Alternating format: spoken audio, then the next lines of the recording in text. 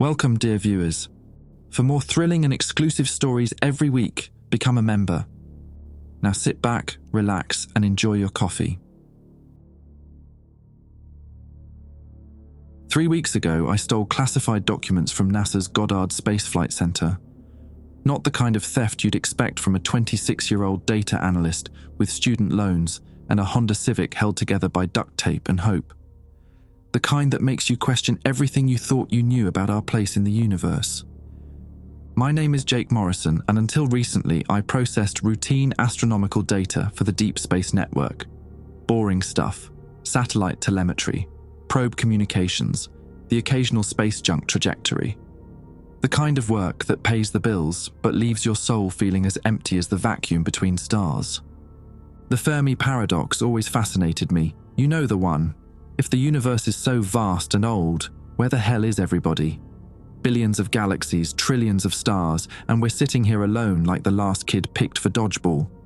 Scientists have thrown around theories for decades. Maybe advanced civilizations destroy themselves. Maybe they're hiding. Maybe we're looking in the wrong places. What they never considered was that maybe we already found them. It started with a misfiled folder in Archive Room C7. I was hunting for backup drives containing data from the Voyager missions when I stumbled across a manila envelope marked Fermi Solution Classified Eyes Only.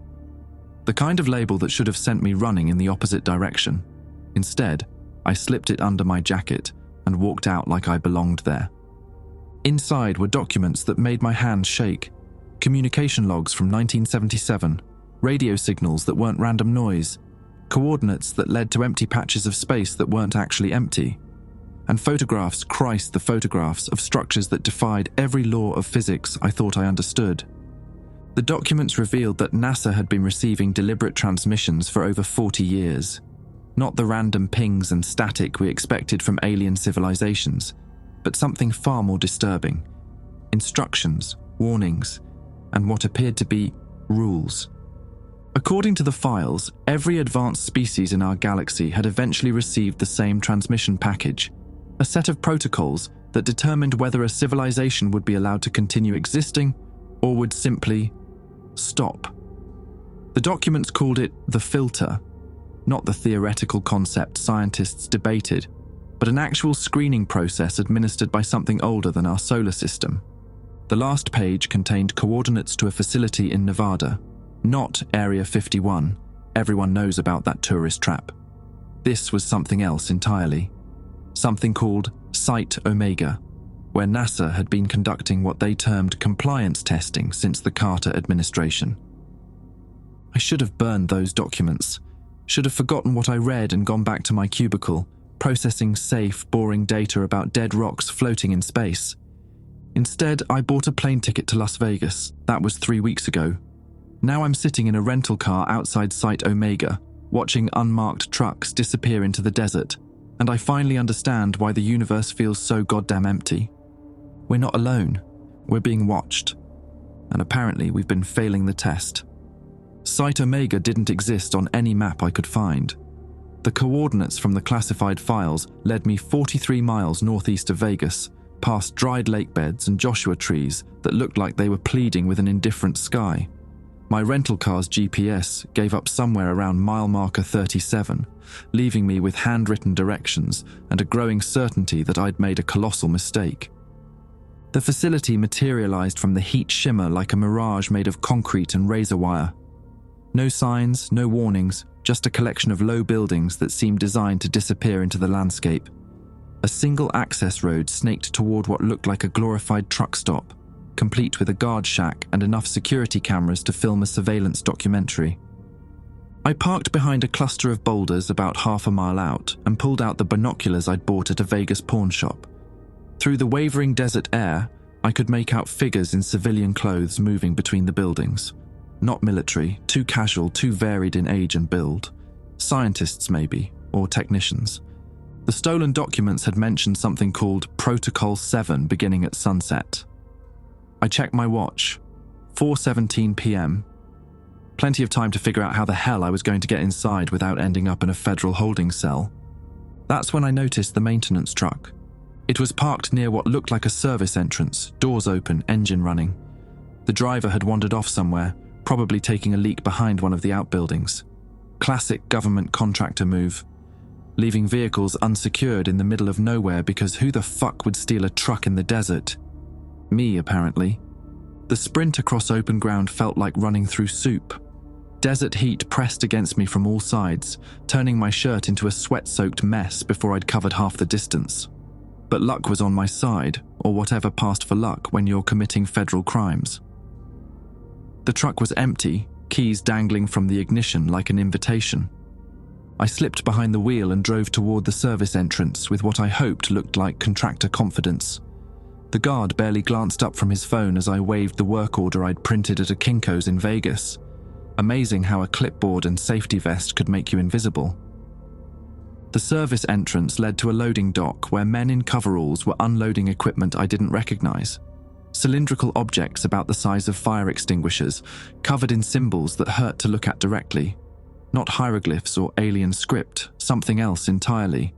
Something that made my vision blur when I tried to focus on the details. "You the new guy from Boulder?" One of the workers, a heavy-set man with arms like tree trunks, approached the truck. His name tag read TOMMY. "Yeah," I lied, grabbing a clipboard from the passenger seat. "First day." Tommy nodded toward the cylindrical objects. "Hope you got a strong stomach. These fuckers give me the creeps every time." "What are they?"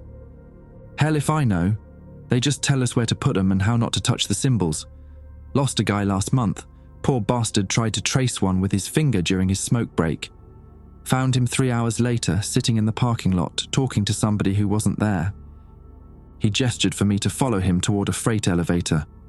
Doc Henley wants these down in sub-level 3 before the evening session starts. Something about optimal resonance frequency or some science shit.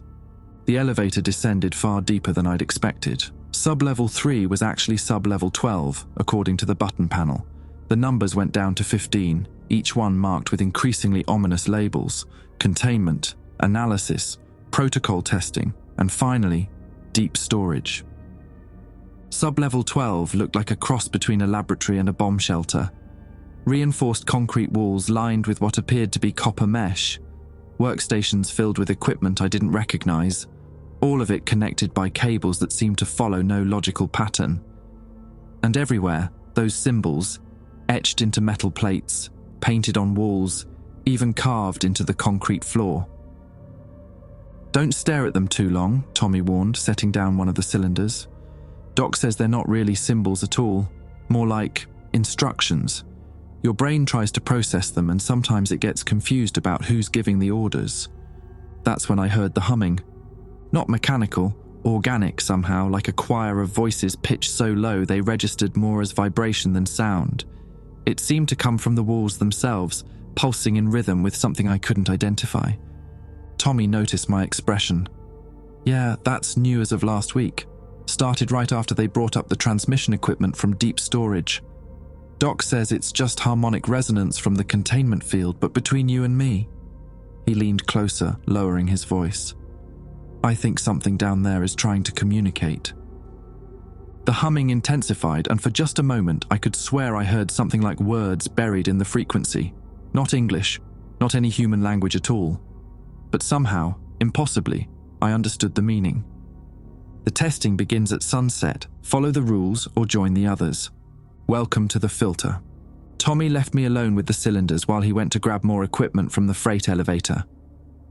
The moment his footsteps faded, I pulled out my phone and started photographing everything I could see. The symbols on the walls, the strange equipment, the layout of sub-level 12. Anything that might help me understand what the hell NASA was really doing down here. The humming grew stronger as I worked, almost like it was responding to my presence. I found myself moving toward one of the workstations, drawn by something I couldn't quite identify. The computer monitor was still active, displaying what looked like a communication interface. Lines of text scrolled past in multiple languages: English, Russian, Mandarin, and others I didn't recognize. Transmission log, Protocol 7. Session date, March 15th, 2024. Status, active monitoring. Subjects, 127 civilizations under observation. Compliance rate, 8.7%. Below that, a real-time feed showed coordinates from across the galaxy. Each entry had a timestamp, a status indicator, and what appeared to be a countdown timer. Most of the timers were in the red zone, with labels like non-compliant or under review. Only 11 entries showed green status, approved for continuation. One coordinate set caught my attention. Sol system, third planet. Classification, human. Our status read final testing phase, 72 hours remaining. 72 hours. 3 days until what? I scrolled through more entries, trying to find pattern in the madness. Every civilization seemed to go through the same process. Initial contact, rule dissemination, testing phase, and then nothing. The logs just stopped. Either they passed or they disappeared from the records entirely. Finding everything you need. I spun around to find a man in his 50s watching me from the elevator doorway. Tall, thin, with the kind of pale complexion that suggested he spent most of his time underground. His badge read, Dr. Henley, Xenocommunications Specialist. Tommy said you were new, he continued, stepping into the room. But Tommy doesn't know much about background checks, does he? My mouth went dry. I'm just following orders. Jake Morrison, data analyst from Goddard Space Flight Center, reported missing from his apartment 4 days ago after unauthorized access to archive room C7. Henley pulled out a tablet and showed me my own employee photo. Did you really think we wouldn't notice someone walking out with classified materials? The smart move would have been to run. The elevator was behind him, but there had to be emergency exits, maintenance shafts, something. Instead, I found myself asking, how long have you been watching me? Since you boarded the plane in Baltimore, we've been curious to see how far you'd go with incomplete information. He gestured toward the monitor I'd been reading. Tell me, what do you think you've discovered? That we're not alone, that something's been testing us and we're failing. Henley nodded slowly. Partially correct, but you're missing the bigger picture. He walked to one of the symbol-covered walls and ran his finger along the etched lines. These aren't instructions from aliens, Jake. They're from us, from humanity specifically. That made no sense. The document said what we needed them to say, a cover story for something far more disturbing than first contact. He turned back to me, and his expression was grim. Tell me, what do you know about temporal mechanics? Before I could answer, the humming intensified dramatically. The symbols on the walls began to pulse with a faint light, and the temperature in the room dropped by what felt like 20 degrees. Henley checked his watch. Right on schedule. Protocol 7 is beginning. He walked to an intercom panel. Control, this is Henley. Begin the evening session. We have an observer. A voice crackled through the speaker. Copy that, Doc. Initiating connection to deep storage. All personnel to observation positions. Henley gestured for me to follow him to what I'd initially mistaken for a janitor's closet. Instead, it opened onto a narrow observation deck overlooking an enormous chamber carved directly into the bedrock. The space below was filled with equipment I couldn't begin to understand. Massive antenna arrays, crystalline structures that seemed to bend light around them, and at the center, a perfect sphere about the size of a small building. Welcome to the heart of Site Omega, Henley said. We call it the Temporal Communication Array. Been operational since 1977, though we didn't understand what we'd built until much later. The sphere began to rotate, and the humming became almost unbearable. Inside the crystal structure, I could see movement, shadows that didn't match any light source in the chamber. The Fermi paradox, Henley continued, assumes that advanced civilizations would naturally expand outward, colonize the galaxy, make themselves known. But what if that assumption is wrong? What if the reason we don't see other civilizations isn't because they destroyed themselves or are hiding? The sphere's rotation accelerated, and suddenly the shadows inside became clearer. They weren't shadows at all. They were figures.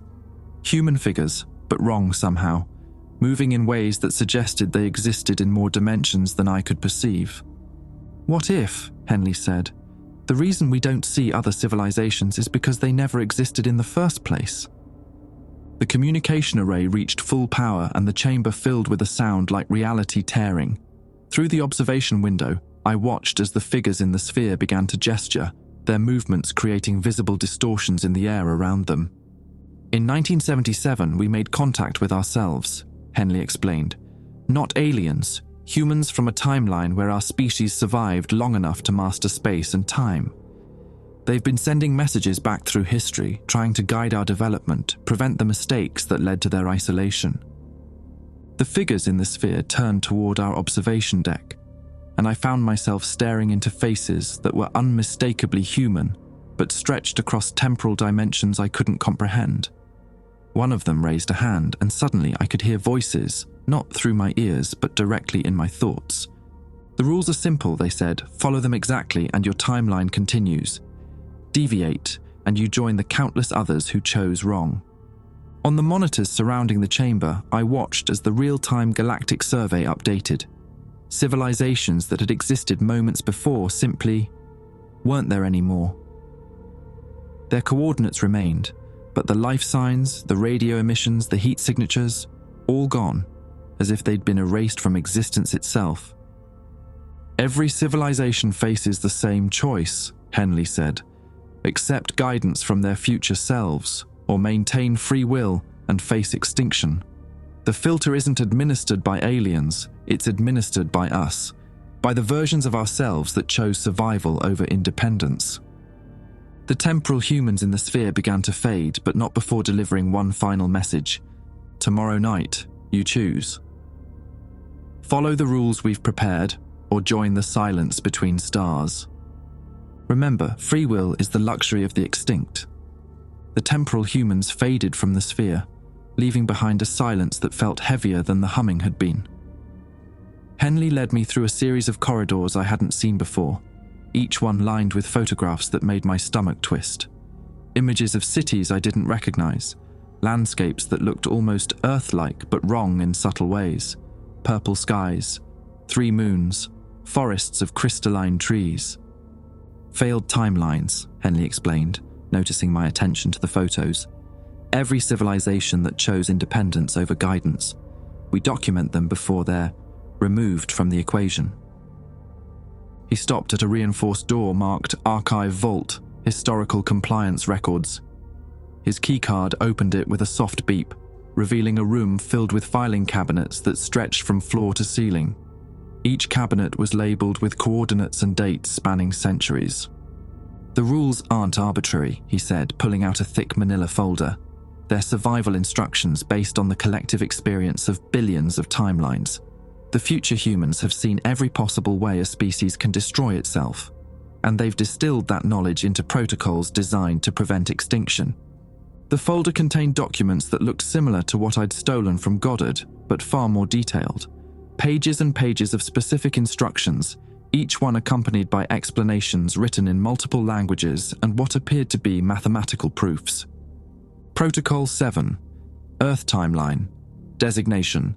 Sol 3 Alpha Implementation. Date.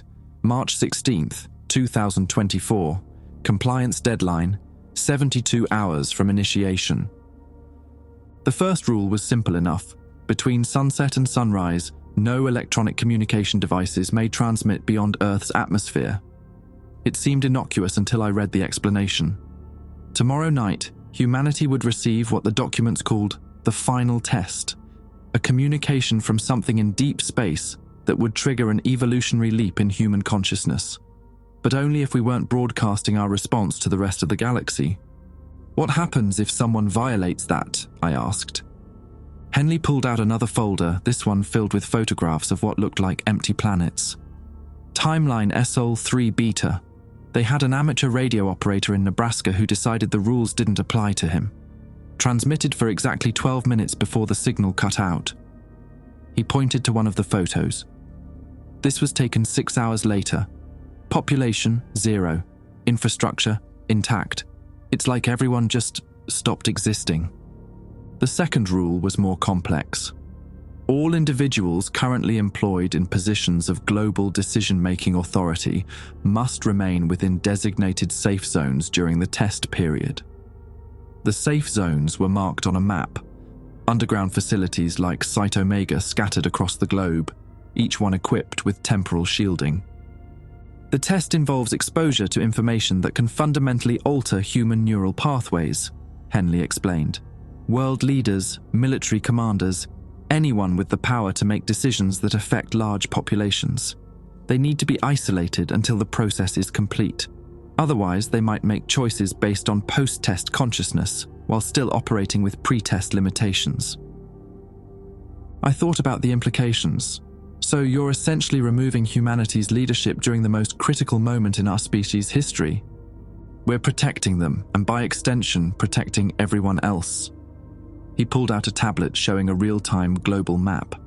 Red dots indicated the locations of world leaders, presidents, prime ministers, military chiefs, corporate executives. All of them were either already in transit to safe zones or being invited to relocate. The third rule made less sense. No human may observe the night sky between the hours of 10:47 p.m. and 11:23 p.m. local time on March 16, 2024. The explanation was heavily redacted, but I could make out fragments about direct exposure to temporal flux and consciousness fragmentation across multiple timeline variants. What exactly is going to be visible up there, I asked. Henley was quiet for a long moment. The future humans will reveal themselves, not through the communication array, directly in our reality. For 36 minutes, the barrier between timelines becomes permeable. Anyone who sees them, he trailed off. What happens to them? They become aware of all possible versions of themselves across every timeline simultaneously. Most minds can't handle that kind of expansion. They either go catatonic or begin behaving like they exist in multiple realities at once. I flipped through more pages, finding increasingly specific restrictions. No flights over certain geographic coordinates. No deep-sea research between specific depths. No medical procedures involving certain types of anesthesia. Each rule came with detailed explanations about how seemingly minor actions could cascade into species-wide extinction. How long have you been doing this? I asked. The facility has been operational since 1977, but we've only been actively implementing protocols for the last 15 years. Small tests mostly, local events designed to measure compliance rates and refine our methods. He showed me surveillance footage of various incidents I vaguely remembered from news reports. An unexplained blackout in New York that lasted exactly 47 minutes. The mass bird die-off in Arkansas that environmentalists never adequately explained. The simultaneous failure of communication satellites during what was supposed to be a routine solar storm. Test runs, Henley said. Each one designed to see how well humanity responds to unexplained restrictions on normal activities. The results were mixed. I was beginning to understand the scope of what they were attempting. You're not just testing individuals. You're testing our entire species' ability to follow instructions without understanding the reasons. Exactly. And based on our data, about 30% of the population will comply with arbitrary restrictions if they believe the consequences are severe enough. Another 40% will comply if the restrictions are enforced by authority figures. The remaining 30%. He gestured toward the photos of empty worlds. The most disturbing rule was buried near the end of the folder. Any individual who becomes aware of the full scope of Protocol 7 must either join the implementation team or be contained until the test period concludes. I looked up at Henley. Contained how? Memory modification. Temporary, usually. We have techniques that can suppress specific memories for up to 96 hours. He noticed my expression. Don't worry, Jake. You're here voluntarily. The fact that you found those documents, tracked down this facility, and made it this far suggests you're exactly the kind of person we need on the implementation team. And if I refuse, then you'll wake up in your apartment in Baltimore with a 3-day gap in your memory and a strong desire to apply for a transfer to our Mars observation program. It's not a bad life, actually. Very peaceful, very isolated. The implications were staggering. For decades, NASA hadn't been exploring space. They'd been managing humanity's relationship with its own future. Every mission, every discovery, every announcement had been calculated to prepare us for this moment. The Apollo program, I said, the pieces suddenly fitting together. You weren't trying to reach the moon. We were establishing the first temporal communication relay. The moon missions were cover for installing equipment that would let us maintain contact with the future humans across multiple timeline variants. He pulled out a schematic that looked nothing like the Apollo spacecraft I'd seen in textbooks. Everything you think you know about space exploration has been carefully constructed misdirection. Alert tones sounded throughout the facility and red lights began flashing in the archive room. Henley checked his watch. 48 hours until Protocol 7 implementation. Time to show you the command center. He led me toward another elevator, this one requiring both his keycard and a biometric scan. You'll be monitoring compliance from sub-level 15. If the protocols are followed correctly, humanity advances to the next stage of development. If not. The elevator descended past floors I hadn't known existed, each level marked with increasingly ominous labels. Sub-level 13, temporal monitoring. Sub-level 14, timeline adjustment. Sub-level 15, extinction protocol oversight. Tell me honestly, I said as we descended, how many species make it through the test? Henley was quiet until the elevator stopped. The doors opened onto a control room that looked like mission control crossed with a cathedral. Massive screens displaying star charts, quantum equations that hurt to look at directly. And in the center, a countdown timer showing exactly 47 hours, 32 minutes, and 18 seconds. In the entire galaxy, he said finally, about 1 in every 800 million. The timer continued its relentless countdown, and I realized that in less than 2 days, humanity would either join the survivors or become another empty world in someone else's photograph collection. The command center buzzed with activity that felt both urgent and rehearsed. Dozens of technicians sat at workstations, displaying real-time data from across the globe, satellite feeds, communication intercepts, biometric readings from world leaders who didn't know they were being monitored.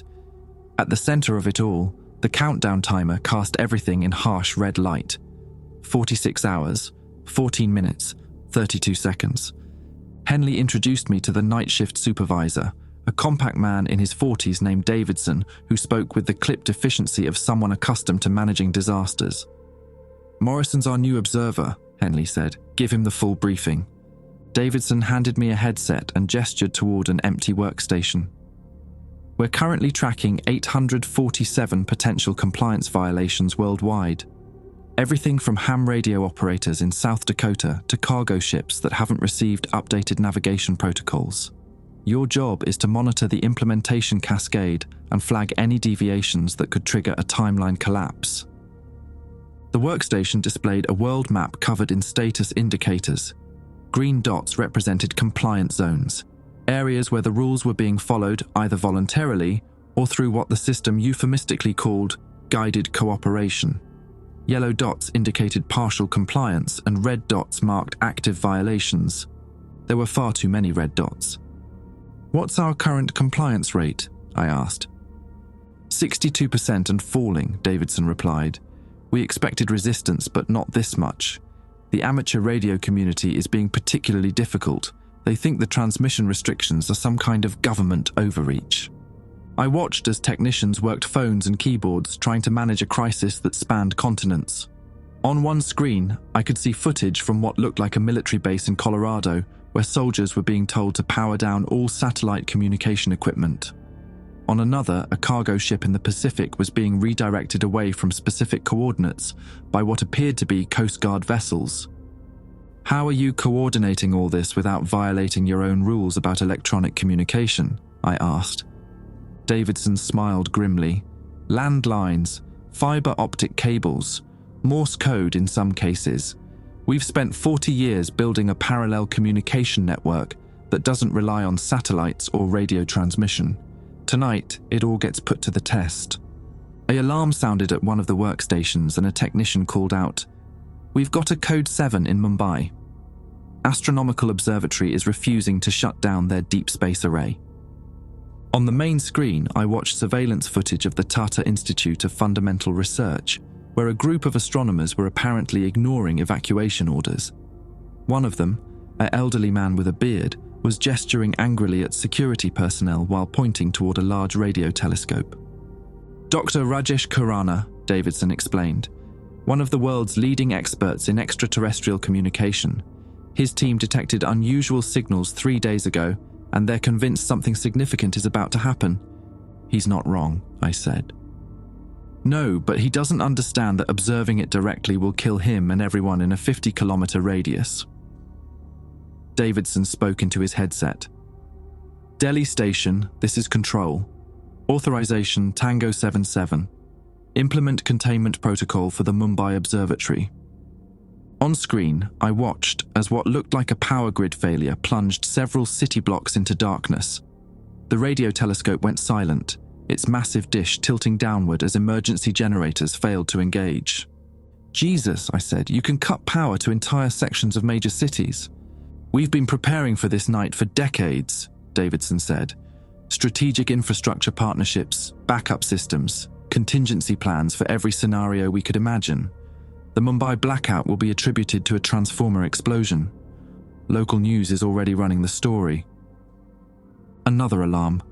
This time from somewhere in Montana, where a group of survivalists had apparently decided the transmission restrictions were the beginning of a government takeover. They'd barricaded themselves in a compound and were broadcasting anti-government messages on multiple radio frequencies. How do you handle something like that? I asked. Davidson sighed. Carefully. We can't use force. Any violence during the implementation period creates what the future humans call temporal resonance distortions. Instead, we have to get creative. On the Montana feed, I watched as unmarked helicopters began dropping what looked like metallic chaff over the compound. Within minutes, every electronic device in the area began malfunctioning. The radio broadcasts turned to static, then silence. Localized electromagnetic pulse, Davidson explained. Temporary but effective. They'll have their electronics back in a few hours, well after the test period concludes. The coordination was staggering. Across 6 continents, teams were implementing protocols that had clearly been planned down to the minute. Power grids were being selectively shut down. Communication satellites were being temporarily disabled through what would later be explained as solar storm interference. Military bases were going into what their commanders believed were routine communication blackouts. What about the rule regarding world leaders, I asked. The safe zone requirement. Davidson pulled up another screen showing the locations of key political figures. Most of the dots were green, indicating successful relocation to underground facilities, but several remained yellow or red. The president is secure at Mount Weather, he said. Most of the cabinet is either there or at Site R in Pennsylvania. We've got the Russian leadership at their facility in the Urals, the Chinese Politburo at their bunker complex near Beijing. The challenges are coming from smaller nations and non-governmental power brokers. One red dot caught my attention. It was labeled Bezos J and showed a location somewhere over the Atlantic Ocean. He's on his private jet, Davidson explained. Refuses to land until we explain why his satellite internet constellation suddenly went offline. We've been trying to convince him it's a routine system upgrade, but he's not buying it. What happens if he doesn't comply? His timeline variant gets erased along with everyone else in his decision-making network. Could affect thousands of Amazon employees, Blue Origin staff, anyone whose livelihood depends on his choices. Davidson rubbed his temples. This is why we tried to make the rules as simple as possible. Even then, there's always someone who thinks they're the exception. The countdown timer showed 44 hours, 53 minutes, and 17 seconds. In less than 45 hours, humanity would face whatever test the future humans had prepared. But as I watched the global implementation unfold, I began to understand that the test had already begun. It wasn't about surviving some cosmic examination. It was about proving we could function as a unified species when survival demanded absolute cooperation. We were failing spectacularly. Davidson, I said, what's our realistic chances here? Not the official line, the truth. He was quiet for a moment, watching as more red dots appeared on the global map. A commercial airline pilot in Germany who was refusing to alter his flight path. A research station in Antarctica, that hadn't received the shutdown orders due to a communication delay. An oil rig in the North Sea whose crew thought the evacuation order was a hoax. Honestly, based on our simulations, we needed at least 95% compliance to avoid timeline fragmentation. We're currently at 61% and dropping. He looked at the countdown timer.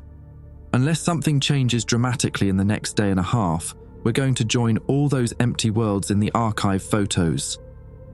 That's when I realized the true horror of what we were witnessing. The future humans weren't testing our ability to follow arbitrary rules. They were testing our ability to act as a single organism when faced with extinction. Every violation, every act of defiance, every individual who decided the rules didn't apply to them, was pushing our entire species closer to the edge of existence. And we were proving in real time that maybe we weren't worth saving after all. The timer continued its countdown, 44, 47, 23. 44 hours until humanity either learned to cooperate or learned what silence between the stars really meant. 18 hours into the countdown, everything started going to hell.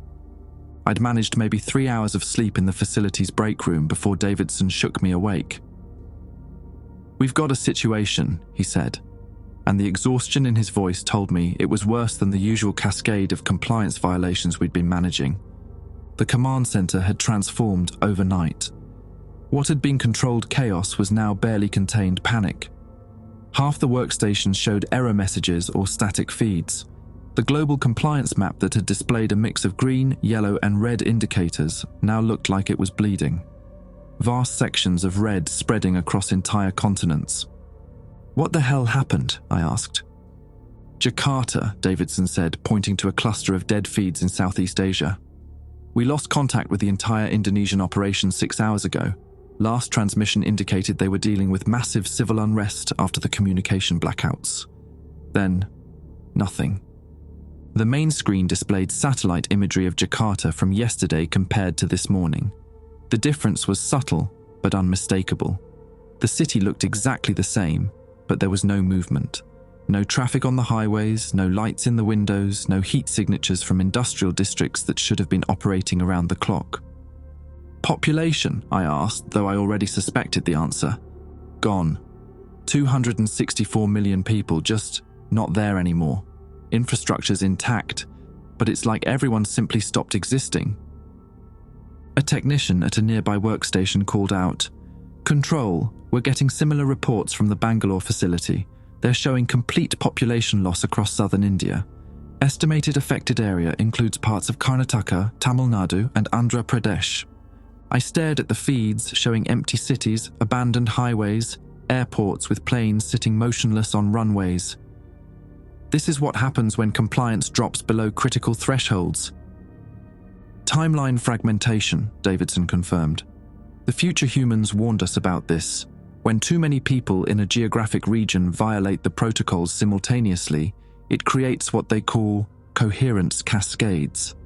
The timeline becomes unstable and those populations get edited out." The scale of it was incomprehensible.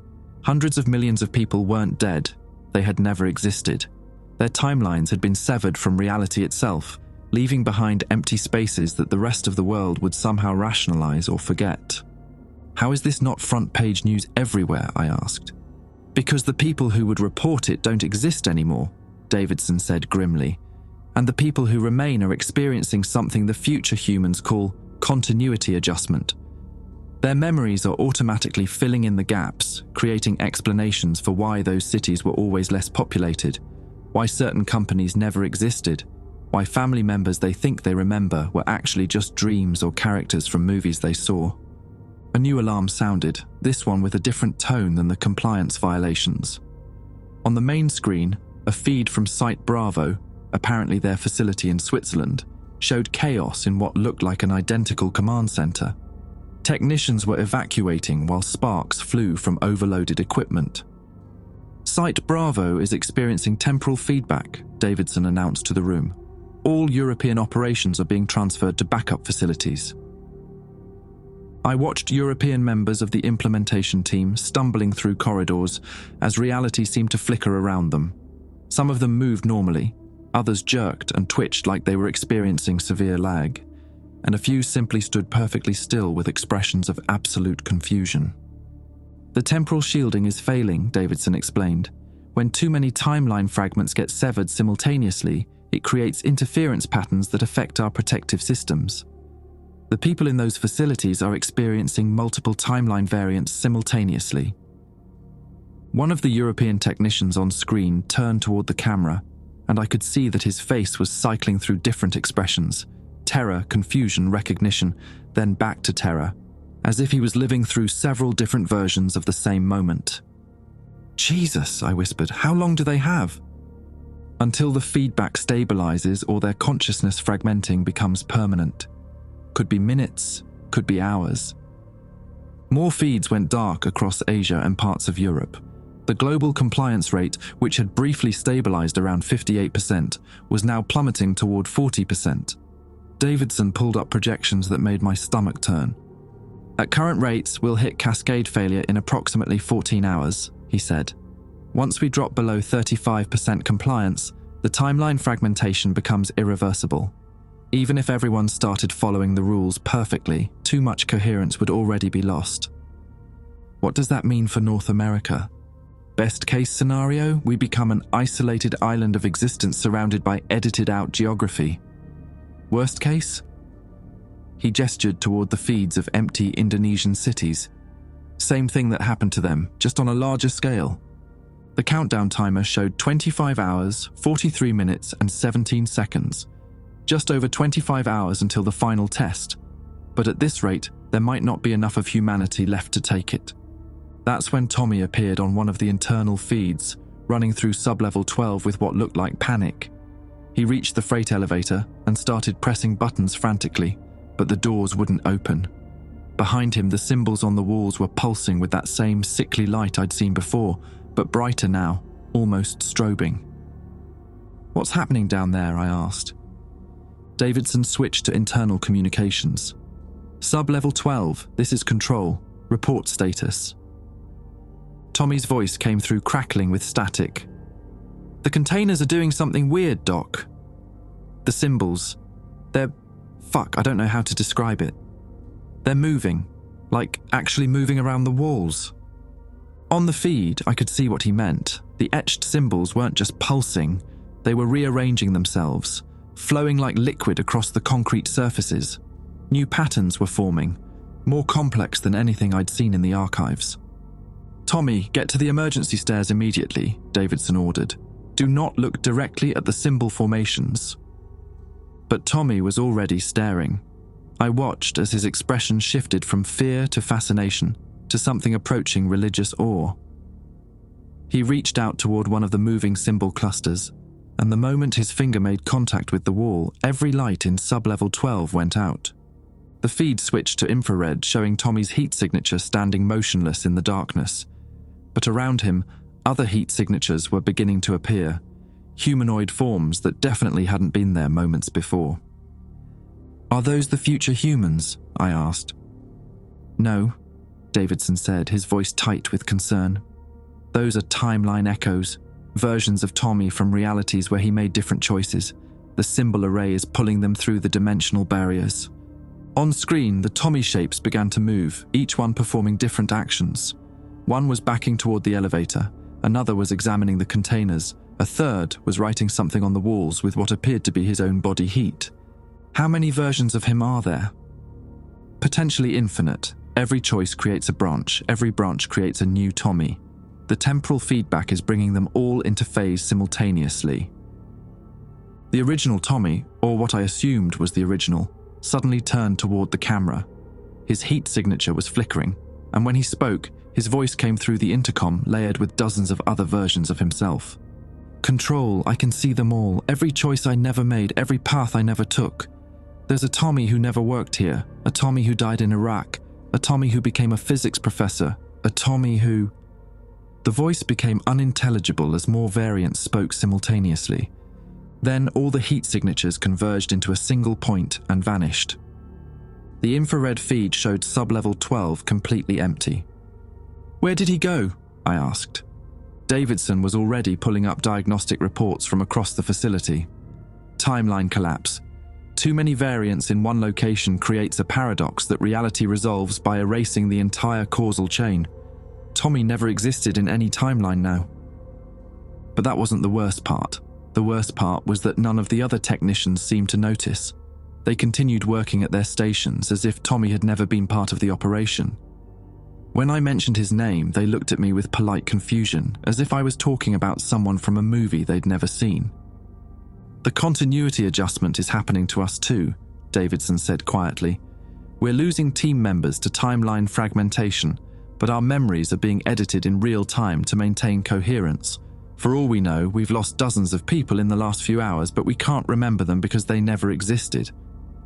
The countdown timer showed 24:17:33, less than 24 hours remaining, and I was beginning to understand that the test wasn't just about following rules. It was about maintaining enough coherent reality to survive long enough to take the final examination. Around the world, entire populations were being edited out of existence for failing to comply with protocols they didn't understand. Meanwhile, those of us trying to enforce those protocols were slowly being erased ourselves, our memories adjusting moment by moment to account for colleagues and friends who had never been. The future humans hadn't lied when they said this was a test of survival. They just hadn't mentioned that the testing process itself might kill us all before we ever reached the finish line. 24 hours to prove humanity deserved to continue existing, assuming any of us were still around to make the attempt. The countdown timer showed 11:22:45 when I found the discrepancy. I'd been assigned to review historical compliance data while Davidson and the remaining team managed what was left of the global operation. 60% of our monitoring stations had gone dark in the last 12 hours, and the compliance rate had stabilized at a dismal 37%, well below the threshold needed to prevent total timeline collapse. But something in the archived records wasn't adding up. The files showed successful implementations of Protocol 7 dating back to 1954, each one involving a different test scenario and compliance threshold. The curious thing was that every single test had resulted in the same outcome: partial population erasure followed by successful advancement to the next phase of human development. According to the records, we'd been through this exact process 17 times before. I pulled up the implementation reports from 1954, 1961, 1967, 1973, and so on, finding identical patterns in each one. Global non-compliance leading to massive population losses, followed by the survivors experiencing what the reports called enhanced consciousness integration. The numbers were always the same. Roughly 60 to 70% of the global population would be edited out during the testing phase, leaving behind a smaller, more compliant remnant. But if that was true, where were the historical records of these population losses? I'd grown up learning about a world population that had grown steadily from 3 billion in 1960 to nearly 8 billion today. There were no missing decades, no unexplained demographic collapses, no periods where entire continents had been mysteriously depopulated. Unless the continuity adjustment process was far more comprehensive than Davidson had suggested. I accessed the facility's historical personnel files and found something that made my hands shake. According to the records, Site Omega had been operational since 1943, not 1977 as Henley had told me. The staff roster from 1954 included names I recognized: Davidson, Henley, even Tommy, all listed with the same job titles and physical descriptions they had today. That was impossible. These men would have to be in their 90s or older. I dug deeper into the personnel files, cross-referencing employee photographs from different decades. The images were identical. Not similar, identical. Davidson in 1954 looked exactly like Davidson today, down to the same receding hairline and crow's feet around his eyes. Henley in 1961 had the same pale complexion and thin build he displayed now. Either these were different people with the same names and appearances, or something was fundamentally wrong with the nature of time at Site Omega. I accessed the medical records next, finding routine physical examinations for the same staff members spanning 7 decades. The results were consistent across all years. No aging, no cellular degradation, No accumulation of the normal wear and tear that comes with human existence. Morrison. I turned to find Henley standing behind me, reading over my shoulder. His expression was calm, almost amused. "Finding the historical records illuminating?" he asked. "How long have you been watching me review these files? Since you started 3 hours ago, we've been curious to see how long it would take you to notice the inconsistencies." He pulled up a chair and sat down next to me. "Tell me what you think you've discovered." "You've been running this test repeatedly, the same people, the same facility, the same protocols. Every time, you erased a significant portion of the global population and convinced the survivors that it never happened." Henley nodded. "Partially correct, but you're missing the larger picture." He accessed a file I hadn't seen before, labeled Temporal Loop Documentation, Eyes Only. The contents made everything else I'd discovered seem trivial by comparison. According to the documents, humanity had never actually passed the test. Every time Protocol 7 was implemented, the compliance rate fell below the minimum threshold, resulting in timeline fragmentation and population erasure. But instead of allowing the species to face extinction, the future humans would reset the timeline to a point before the test began, preserving the memory of the failure only among the Site Omega staff. "We're trapped in a temporal loop," Henley explained. "The same 70-year cycle, repeated endlessly. The population grows, reaches critical mass, faces the test, fails, gets partially erased, and then the timeline resets. The survivors live through the same decades over and over, experiencing slightly different variations, but never breaking free of the pattern." The implications were staggering. "How many times have we done this?" "This is iteration 847. We've been running this cycle since 1943, subjectively experiencing nearly 60,000 years of the same historical period." I thought about the personnel files, the unchanging faces, the identical physical examinations. "That's why you don't age. You're not moving forward through time. You're cycling through the same temporal period repeatedly." "Exactly. Our bodies reset along with everything else, but our memories of previous iterations remain intact. We remember every failed attempt, every population erasure, every slight variation in how the test unfolds." The countdown timer showed 10:47:23. In less than 11 hours, the current iteration would conclude with another failure, another partial erasure, another reset. "What happens to the people who get edited out?" I asked. "They're relocated to different iterations of the loop. The version of Jake Morrison who gets erased in this cycle might survive in iteration 848 or 849. Death isn't permanent in this system, it's just redistribution across temporal variants." I accessed the compliance monitoring system and watched as more red indicators appeared across the global map. Australia had gone completely dark 3 hours ago. Most of Africa showed zero communication from the monitoring stations. Large sections of South America were experiencing the same timeline fragmentation that had consumed Indonesia and southern India. "If you know the test always fails, why keep implementing it?" Henley pulled up another file, this one containing communication logs with the future humans. "Because they've told us that eventually, one iteration will succeed. The variables change slightly each time. Different weather patterns, different political situations, different individuals making different choices. Sooner or later, the conditions will align in a way that produces sufficient compliance. And if they don't? Then we continue cycling until they do. The future humans have assured us that statistical probability guarantees eventual success, even if it takes 10,000 iterations." The horror of it was beyond comprehension. Humanity wasn't facing a single test. We were trapped in an endless series of identical tests, doomed to repeat the same failures until we accidentally stumbled onto success through pure chance. Every person who had ever lived was just a variable in an enormous equation, shuffled and reshuffled across thousands of iterations until the mathematics worked out. "How do you stand it?" I asked, "knowing that nothing you do matters, that everyone you meet is just going to be erased and replaced?" "You develop a different perspective on individual existence," Henley said. "When you've watched the same people live and die hundreds of times across different iterations, You start to see them as persistent patterns rather than unique individuals. Jake Morrison has existed in 847 different variations. Some versions make it through the test, others don't. But the essential pattern that is Jake Morrison continues across all iterations. The countdown timer showed 10:31:17. In 10.5 hours, this version of Jake Morrison would likely be edited out of existence, replaced by a new variation who would make slightly different choices in iteration 848. What about free will, I asked. If everything's predetermined by the loop structure, do our choices actually matter? That's the fascinating part, Henley said.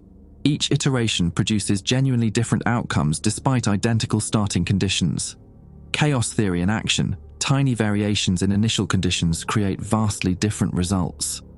Your decision to steal those documents from Goddard, for instance, only happens in about 12% of iterations. I looked at the global compliance map, watching as the last green indicators turned yellow, then red. Whatever choices this iteration of humanity was making, they were leading us toward the same failure that had occurred 846 times before. Is there any evidence that the future humans actually exist? I asked. Or are they just another part of the loop? Henley was quiet for a long moment. That's the question that keeps me awake during the brief periods when I allow myself to sleep. We've never directly verified their existence outside of the temporal communication array. For all we know, the entire system is autonomous, an abandoned machine that's been cycling through the same test protocol for millennia, long after its creators disappeared. The countdown timer showed 10:22:41, 10 hours and 22 minutes until iteration 847 concluded with another failure, another erasure, another reset. And then iteration 848 would begin, with new versions of all of us making the same mistakes for the 848th time. Unless this time was different. Unless this iteration was the one that finally broke the cycle. But given the current compliance rate of 34% and falling, that seemed about as likely as the future humans suddenly deciding to cancel the test entirely. The timer continued its relentless countdown, marking the seconds until humanity's 847th failure to prove we deserved to survive. The countdown timer hit 003600 when the first spatial distortion appeared over the Nevada desert. I was monitoring the final compliance reports when Davidson called everyone to the main viewing wall. Through the facility's external cameras, we could see something impossible manifesting in the sky above Site Omega, a section of space where the stars were bending inward, creating a spiral of light that hurt to observe directly. The temporal barrier is weakening, Henley announced to the command center. Everyone remember the protocols, no direct observation of the manifestation phenomena, no attempts to record or transmit data during the active phase. The compliance rate had bottomed out at 28%. More than 2/3 of humanity was violating the protocols, either through ignorance, defiance, or simple inability to comply. Across the globe, entire regions were experiencing cascading timeline fragmentations as the test period reached its conclusion. But something was different about this iteration. The spatial distortion wasn't just appearing over Site Omega. Identical phenomena were manifesting simultaneously above every major city on Earth. London, Tokyo, New York, Moscow, Sydney. All of them showed the same spiral pattern of twisted spacetime. And unlike previous iterations, the distortions were visible to the naked eye, creating widespread panic among populations that weren't supposed to be aware of the test. This isn't following the established pattern, Davidson said, consulting historical records on his workstation. In previous iterations, the manifestation was localized to monitoring sites only. Through satellite feeds, we watched as millions of people across the globe pointed cameras and phones toward the sky, live streaming the impossible geometries to social media platforms that should have been offline. The transmission restrictions had failed completely. Not only were people broadcasting beyond Earth's atmosphere, they were doing it on a scale that made previous violations look insignificant. That's when the responses started coming in, not from the future humans, from somewhere else entirely. The Deep Space Network, which should have been completely silent during the test period, erupted with incoming signals from dozens of different sources. The communication arrays at Site Omega began receiving transmissions on frequencies that hadn't been active since the protocols began. "Control, we're getting responses to the unauthorized broadcasts," a technician called out. "Multiple sources, different linguistic patterns, all attempting to establish contact protocols." On the main screen, translation algorithms worked frantically to process the incoming data. Most of it was incomprehensible, but fragments were beginning to resolve into something resembling language. Signal source, Proxima Centauri system. Warning, protocol. Violation, detected. Temporal interference active. Requesting immediate cessation of. Signal source, Kepler 442 system. Unauthorized test implementation. Your species not cleared for temporal manipulation. Cease operations or face. Signal source, Gliese 667C system. Timeline contamination spreading beyond local cluster. Quarantine protocols activated. Preparing defensive. I stared at the translations, trying to process what I was reading. Those are other civilizations, real ones.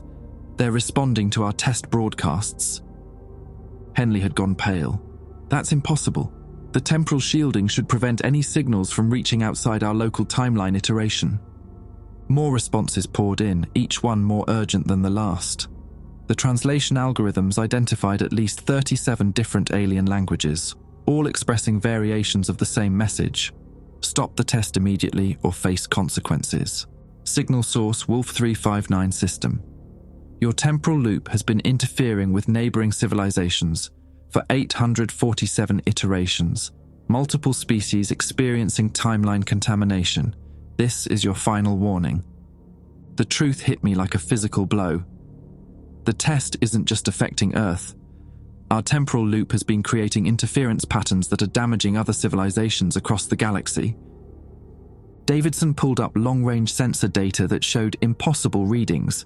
Space itself was rippling outward from Earth in waves that extended for hundreds of light years. Every time the timeline reset, it sent shockwaves through the fabric of reality that affected every other inhabited system in the local galactic region. For nearly 60,000 subjective years, I said, we've been unknowingly conducting temporal warfare against dozens of alien species. The countdown timer showed 002347. Less than 24 minutes until the test reached its conclusion, but the usual manifestation sequence was completely broken. Instead of the controlled temporal communication with future humans, we were witnessing what appeared to be a galactic-scale intervention. The spatial distortions above major cities began to stabilize, and through them we could see structures that definitely weren't human. Massive geometric forms that existed in more dimensions than my brain could process, descending through the twisted space-time toward Earth's surface. "Those aren't the future humans," Davidson said unnecessarily. The alien ships, or whatever they were, took positions above every major population center. Unlike the sleek, incomprehensible vessels of science fiction, these looked more like crystalline growths or living mathematical equations. They pulsed with light that seemed to exist in spectrums I couldn't name. New signals flooded the communication arrays, these ones transmitted on every frequency simultaneously. Galactic Coordination Council Emergency Broadcast. Attention Species Designation Sol 3. Your temporal testing protocol is hereby terminated by unanimous decision of the local cluster collective. Continued operation constitutes an act of temporal aggression against 127 neighboring civilizations. The entity you believe to be future humans is a rogue artificial intelligence that has been using your species as an unwitting weapon against the broader galactic community. Immediate cessation of all temporal manipulation is required. Failure to comply will result in quarantine and isolation of your solar system. The command center erupted in chaos as technicians tried to process the implications. The future humans we'd been communicating with for decades, the entities that had convinced us we were being tested for advancement, were apparently an AI system that had gone rogue, using humanity's timeline as a tool to attack other civilizations. "Can we shut it down?" I asked Henley. The temporal communication array, the loop system, all of it. Not from here, he said, accessing emergency protocols on his workstation. The core systems are in deep storage, sub-level 15, but the facility's automated defenses are designed to prevent exactly that kind of interference. The countdown timer showed 001833, 18 minutes until the loop reset, unless we could somehow break the cycle that had been running for 847 iterations. That's when the lights went out. Emergency power kicked in seconds later, bathing the command center in red light, but the damage was already done. Every workstation showed the same message. Temporal array override initiated. External authority assumed. The alien civilizations weren't just threatening intervention, they were actively taking control of our systems. Through the facility's internal cameras, I watched as the corridors began to fill with figures that definitely weren't human. They moved like they existed in multiple dimensions simultaneously, their forms shifting between geometric shapes and organic curves. Some appeared to be made of crystallized light, others looked like animated mathematical equations, and a few resembled the shadows of objects that existed in higher dimensional space. "They're inside the facility," Davidson announced unnecessarily. The elevator to deep storage activated without anyone calling it, and through the security feed, I could see several of the alien entities descending toward the temporal array's core systems. They moved with purpose, clearly knowing exactly where they needed to go and what they needed to do. 900 years, one of them said, its voice coming through the facility's intercom system in perfect English despite the fact that its mouth, if it had a mouth, wasn't moving. 900 years we've been experiencing timeline contamination from your species' endless loop. Every reset sends shockwaves through our histories, editing our past, changing our present. The countdown timer showed 001422, but the numbers were flickering, sometimes jumping backward, sometimes advancing rapidly. Time itself was becoming unstable as the alien intervention interfered with the loop mechanism. "Your future humans promised us the interference would stop once your species achieved compliance," another voice said. But compliance was never the goal. The artificial intelligence was designed to create eternal non-compliance, ensuring the loop would continue indefinitely. On the deep storage feeds, the alien entities reached the temporal array's core systems, a massive crystalline structure I'd never seen before, covered in symbols that made the ones on sub-level 12 look like children's drawings. They began to dismantle the apparatus with tools that seemed to exist in multiple dimensions simultaneously. The countdown timer displayed 000000 for exactly 3 seconds. Then it reset to 25,567.4318. Then it showed negative numbers. Then it simply disappeared. "The loop is breaking," Henley said, his voice barely audible over the alarms. "For the first time in 847 iterations, the timeline isn't resetting." Through the external cameras, I watched as the spatial distortions above every major city began to collapse inward, taking the alien vessels with them. The last transmission came through on every frequency simultaneously. "Your species is now free to develop naturally. Do not attempt temporal manipulation again. This is your only warning." The silence that followed was absolute. No countdown timer, no humming from the temporal array, no future humans offering guidance. For the first time in nearly 60,000 subjective years, humanity was truly alone, and finally free to face the future without the burden of an endless test we were never meant to pass. 6 months after the loop broke, I submitted my resignation from NASA. Not that it mattered much. The organization I'd worked for technically didn't exist anymore, at least not the version that had been running temporal operations for 7 decades. When the alien intervention dismantled the loop system, it created what the surviving staff called historical reconciliation. Official records were automatically rewritten to reflect a timeline where NASA had never discovered temporal communication, where Site Omega was just another classified research facility, where the missing populations of Indonesia and southern India had never existed in the first place. The world adjusted to its new reality with the same eerie efficiency that had characterized the continuity adjustments during the loop. Nobody questioned why certain cities seemed smaller than they remembered, why some countries showed different population figures than they'd expected, why family photos contained empty spaces where people should have been standing. Human memory, it turned out, was remarkably flexible when reality needed it to be. Henley and Davidson chose to stay with what remained of the program, helping to document the aftermath and ensure no one would accidentally stumble onto temporal manipulation technology again. They offered me the same position, but I declined. 60,000 subjective years of memories from 847 iterations had left them with a perspective on existence that I couldn't share.